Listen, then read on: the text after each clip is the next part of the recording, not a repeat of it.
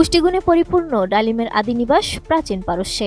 1969 সালে দক্ষিণ আমেরিকা ও ক্যালিফোর্নিয়াতে নিয়ে যায় স্পেনীয়রা। তবে চাহিদার যোগান দিতে অনেক দেশই এখন ডালিম উৎপাদনের প্রতিযোগিতা করছে। ডালিমের বাণিজ্যিক চাষ বাংলাদেশে তেমনটা না হলেও যশোর, চাঁপাইনবাবগঞ্জ, রংপুর, রাজশাহীর ফল উৎপাদকরা প্রতিনিয়ত উৎপাদন বাড়াচ্ছে।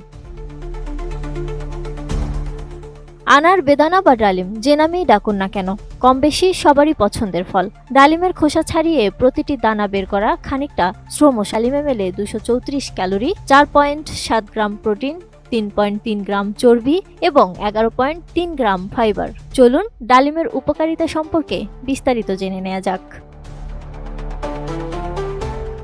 অ্যান্টিঅক্সিডেন্ট এবং পলিফেনলিক যৌগের সমৃদ্ধ উৎস ডালিম। রোগ প্রতিরোধ ক্ষমতা বাড়ে ডালিম খেলে।